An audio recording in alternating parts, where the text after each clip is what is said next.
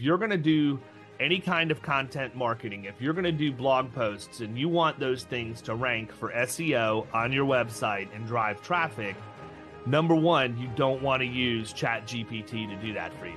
Superhuman has really helped me with is it helps me with putting emails in other languages. Producers don't have time to prospect because they just don't know how to manage their day. Probably got 1,000 reels that are just saved in our Dropbox. You have to intentionally set your day up for success if you're going to go that route. I'm a huge proponent of long form content and chopping it up into small content.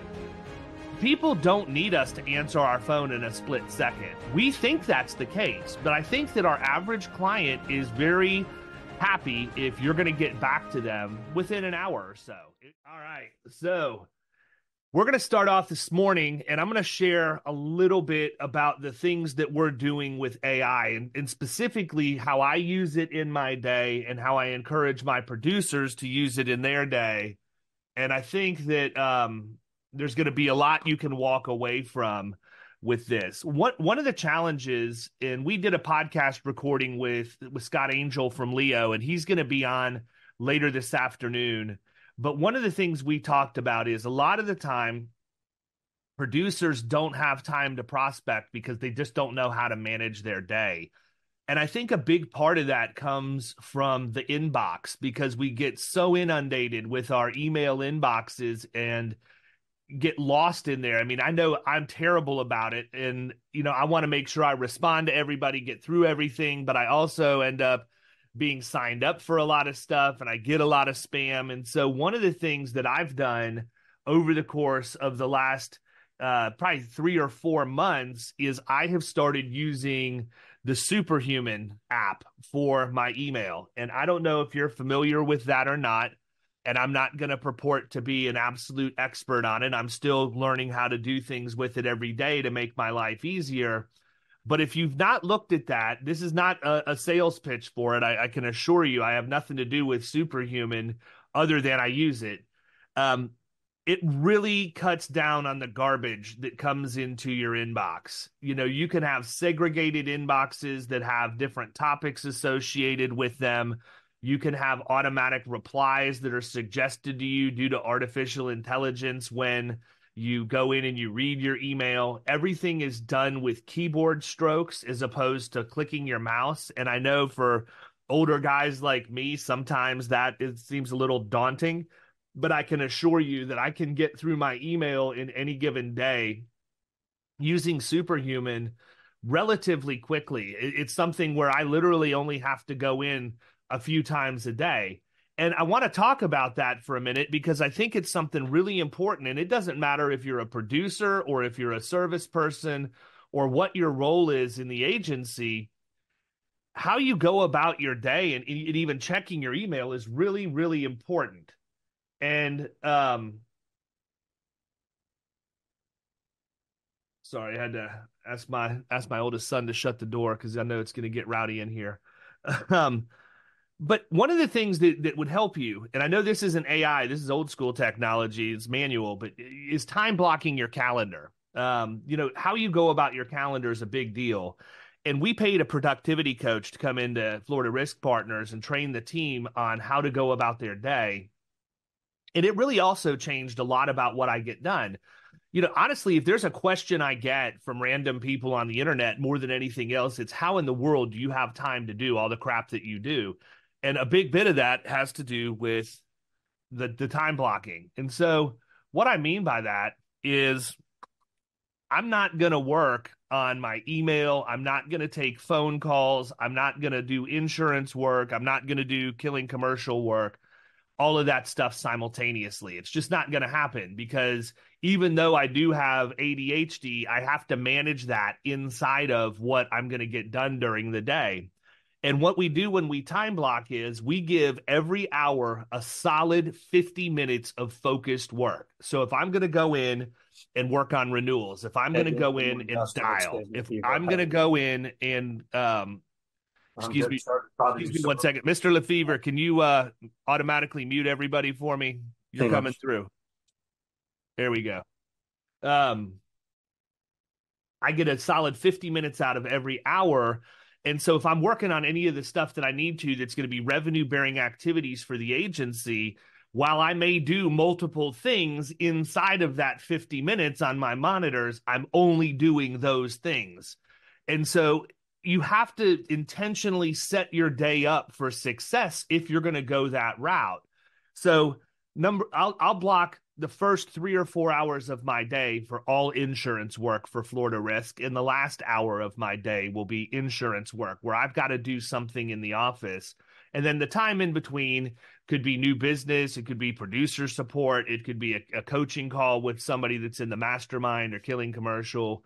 And I'm planning for that. It's not coming up and grabbing me. It's not interrupting me in what I'm doing. But the more important thing is when you're going to work on that focused 50 minutes, you got to shut everything down. If you're going to leave your email open, minimize it and turn off the notification so it's not dinging every time it comes in.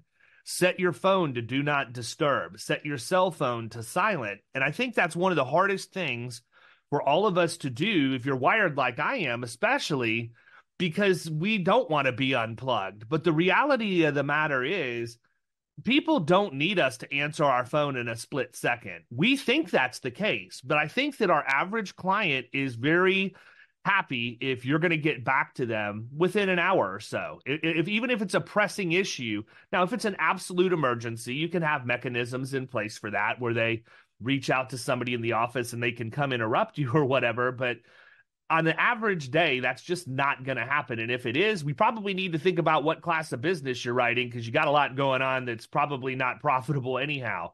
But at the 10-minute mark like this morning from 9 to 9:50, I would normally come in. I would get through my email probably a little bit before 9, but then my day starts blocking at 9 o'clock. And from 9 to 9:50, I'm going to get my work list that I keep in an old fashioned way on a legal pad next to me.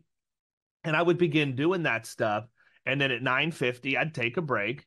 And then I would go in, check my email reply, which takes literally a matter of just a couple of minutes with Superhuman, if that. I would also check my voicemail on my cell, check the voicemail in the office, but I can actually do that when I'm checking my email because Lightspeed sends the recording there and I don't have to check it in another place. And then at 10 o'clock, I'm right back in my block and I'm going to do the next thing that I have planned, which may be resuming where I was, or it may be, on to the next task if I completed the other one. But I think it's really important that we talk through those things, because if you're only getting 10 minutes on the hour to get through your emails and the communications piece, you want to have some level of technology that's helping you get through that as quickly as possible. The other thing that Superhuman has really helped me with is it helps me with putting emails in other languages. So I can go into Superhuman, and you probably know this about me, but I have virtual professionals that are located over in Pakistan, and while they speak pretty good English, their native language is Urdu. And so if I want to talk to them in their native language, I can go into Superhuman, I can type my email out, I can ask it to translate it to Urdu, and then I can communicate with them in their language, which at that point is a more precise mechanism if I'm giving instructions than me talking to them in English and them maybe not understanding all of the nuances of the English language. The same thing holds true that if they type back to me in Urdu, I can translate that and I can read it. That has really helped us with our Hispanic-based business, our Hispanic-oriented businesses, because while I do speak some level of Spanish and am working on brushing that up every day with Babbel, I don't speak it fluently enough to sit down and write. And so I think it helps if you have people from different nationalities and heritages, that if you wanted to talk to them in their own language, it does a really good job. And I've asked for feedback on that from the crew over in Pakistan, and they told me they thought I actually wrote it. So it must be pretty good. It's not the same as Google Translate. We've changed a lot. But that's one thing that we're doing that I think is a huge benefit, is just we're getting even more out of that little time every hour that I'm actually checking my email. The other thing is, and I want to talk a little bit about this, or a lot for that matter, I want to talk about how we use ChatGPT specifically in the agency, because it does so many things.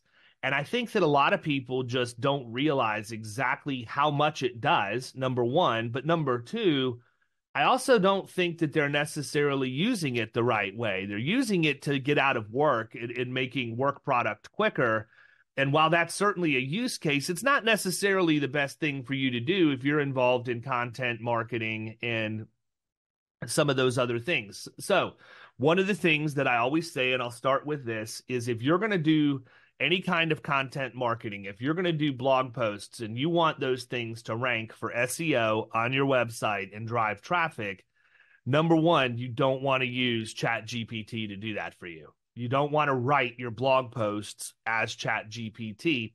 As it stands today, I might change this down the road, but it all depends on how well ChatGPT is going to learn my voice and how I talk. The whole point of content marketing is your voice resonates with the person who consumes that content. So whether it's on a video or whether it's a written blog post or even a social media post, it's you writing it or the author writing it that gets that person to take action and reach out and want to learn more or engage. And if ChatGPT is the one doing that, and that's the voice that resonates with the person to take the action, they may be sorely disappointed when they realize you're not that voice and you talk completely differently than what the blog post was. So I want to walk you through a few things that we're using ChatGPT for just in the content creation side. Then I'm going to go into some of the resources that we have created for our clients using ChatGPT. Then I want to talk about how we're delivering that to our clients, both in a written and a video standpoint. And that's going to take a little bit of time. And if we get through all of that, then we'll move on to the next thing. But I want to camp here for a little bit because I think this is the best place for producers to really learn what they're going to be doing when they go out and meet with somebody. So number one, from a content creation standpoint, if you've read my book, if you follow me and have listened to me talk about it in the past, you know that I'm a huge proponent of long form content and chopping it up into small content. This webinar is a perfect example of that. I'm going to record all of this stuff all day long. And at the end of the day, we're going to upload the whole version into into our Vimeo account and make that available for you guys on the website.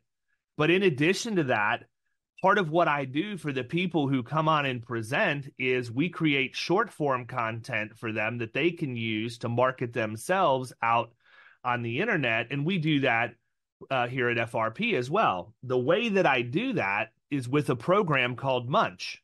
And you've probably seen it in your Facebook feed. And I'm one of these people, like, look, I'm wearing a shirt from my Facebook feed. I'm wearing a hat from my Facebook feed. Facebook has me dialed in, man. If it shows up, I'm going to get it. And Jason Cass and I actually have a standing joke because every time we see each other, we're trying to figure out how much of what we're wearing or using we bought from a Facebook ad. I'm horrible about it. I've got an ice maker that does pellet ice back in the kitchen area of the office I got last week. I mean, if it hits my feed, there's probably an 80% chance I'm going to get it. But Munch will probably show up in your feed at some point, and it's what a lot of content creators are using to take their long form content and then bust that down into short form. So if you see the stuff that I put out on TikTok or Instagram that has the transcripts at the bottom of it, we're not spending a ton of time at FRP to edit that. Now, my team at Crushing Content that does this for other agencies, they're not going to use Munch. I want them doing it the old-fashioned way because for me, I can get away with quick and dirty. But if I'm going to do this for another firm, I want to make sure it's 100% on point. But what Munch does is it allows me to upload the entire hour of a webinar or a meeting or whatever else, and it puts it into its engine, and it will let me. It uses AI and it will automatically select sound bites and clips. It'll attach the transcripts to it. It'll have my branding kit in there.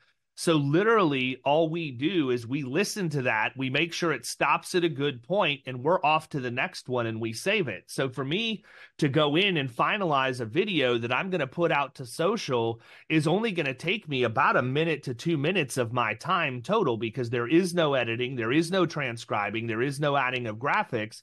It's literally AI pulling those parts out of the conversation. But the other thing it does is it gives me all of the keywords, it gives me the hashtags, it gives me the things that I need to do to put into the posts. And I'm going to be honest with you, I don't always use that stuff, because sometimes it's 3 o'clock in the morning, I'm laying in bed and I saved the video to my phone and I want to make sure it gets out to LinkedIn first thing in the morning.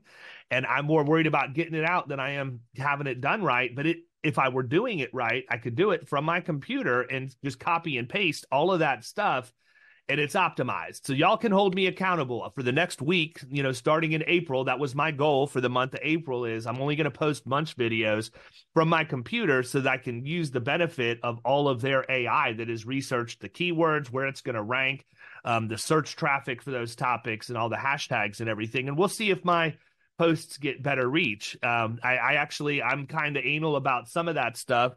Even with Revenue Roadmap, which is the newsletter that I put out on LinkedIn, every week when I launch that, I record the number of subscribers and the number of followers that I have on my LinkedIn page, just so I can track the growth and see if that content I'm putting out is really driving more people into my ecosystem. But Munch is a huge tool. It's a huge time saver. And one of the things that we do, another way that we use that efficiently, is when we do our Zoom meetings and we record to the cloud, I just let that stuff pile up in the cloud during the day. Every single thing I'm doing is being recorded so that it can be used for content marketing, or considered to be used for content marketing down the road. When my middle son, who's kind of taking Grayson's place in real time now that Grayson's transitioning to producer, he'll come in and he empties out the Zoom account. He uploads all of that stuff into Munch, and then he just sits and creates video content all day. I've probably got 1,000 reels that are just saved in our Dropbox, and we couldn't put them all out.